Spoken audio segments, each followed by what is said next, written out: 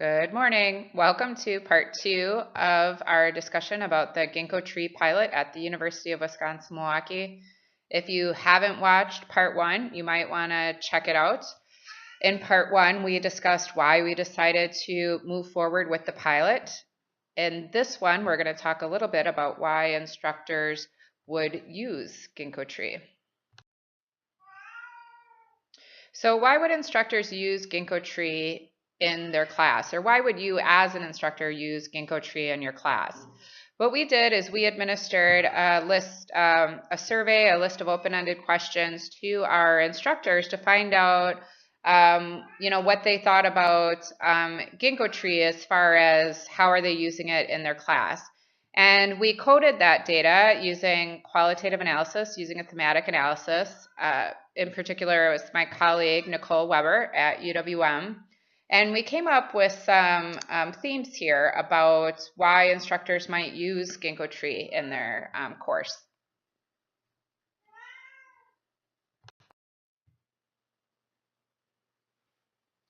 So we did a qualitative analysis of the survey responses of the faculty in fall 2013 that were participating in our Gingkotree pilot.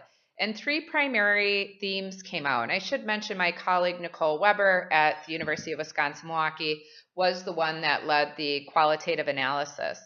So the first thing that came up from our faculty on why you would use Gingkotree was the enhanced packaging of the content. So the piloting instructors actually had indicated that Gingkotree was a tool that helped them to better guide student learning through this increased functionality and packaging of their content in Gingkotree. So one instructor actually indicated that this packaging aided a different kind of learning for students. And let me quote that instructor here. The interface is beautiful, and the visual aspect of it, contrasted with D12's text-based approach, lends itself to asking students different questions. I think the use of boxes rather than lines of text invites students to consider questions about archives and curation.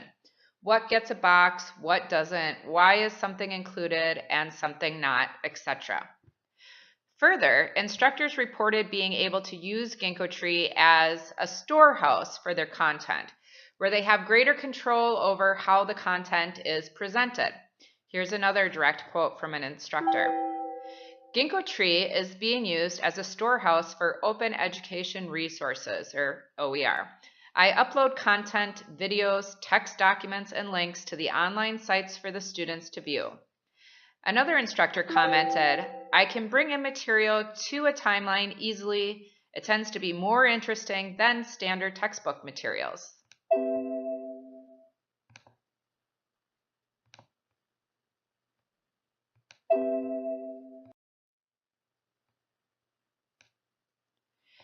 Gingkotree gives instructors the opportunity to pull from and incorporate multiple rich media sources of information, and then allows them to utilize the packaging to create rich learning experiences for their students.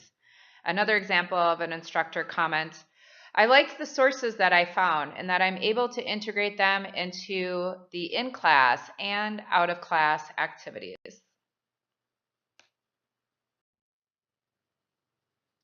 A second theme that came out of our analysis of the data was the idea that there would be improved access to the content. Definitely, the piloting instructors reflected on how using Gingkotree allowed them to increase the access to their content materials, or it enhanced the access to the content. They described Gingkotree as a tool that allows students better access to the course content by providing the course content in one spot. As one instructor commented, it's a one-stop shop for putting content in a structured format.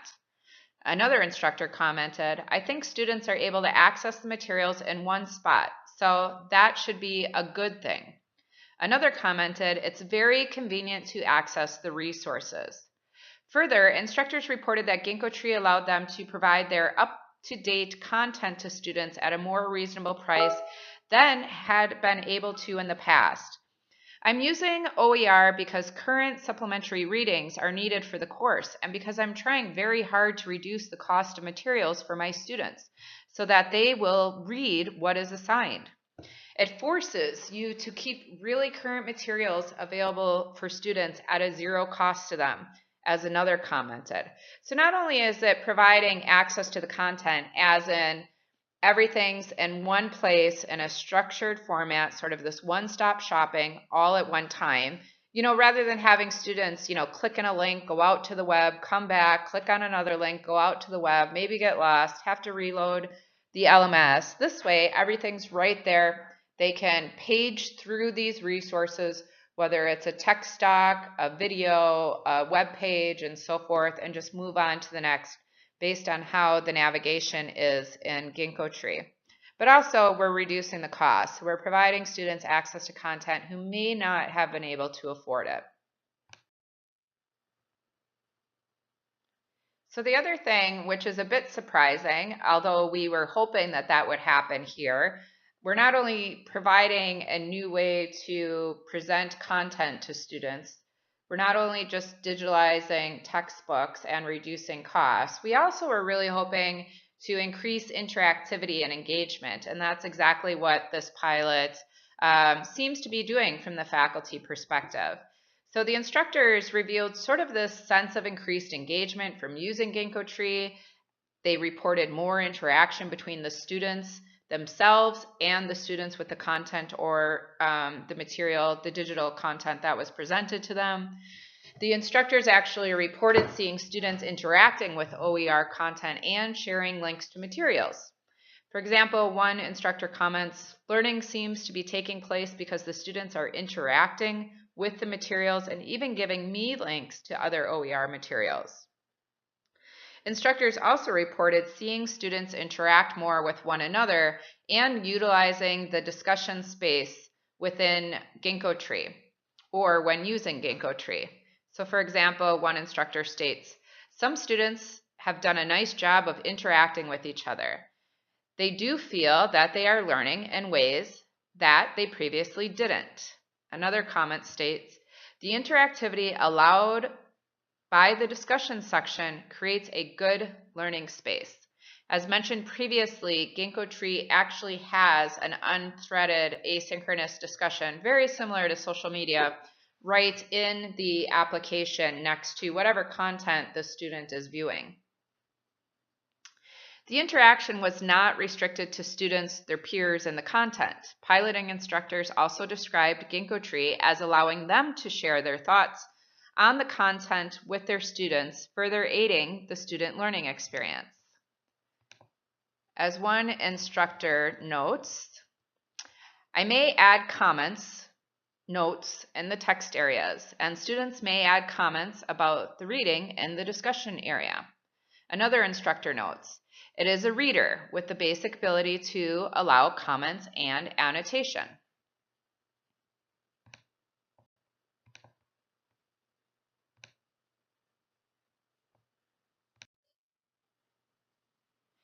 As you can see here on the screen in front of you, my students were given a group assignment, and in the right side in the discussion area, they immediately started chatting and coordinating, working on the group assignment. So I think this is an example of how you see some increased connection with the, the students are having with each other. And also, once they're finished and they need to move on to the next piece of this module, they would just click on the little icon there in the upper left and move to the next page. So there is no going back to a document, having to come back to sort of a home content page, then go out to another document.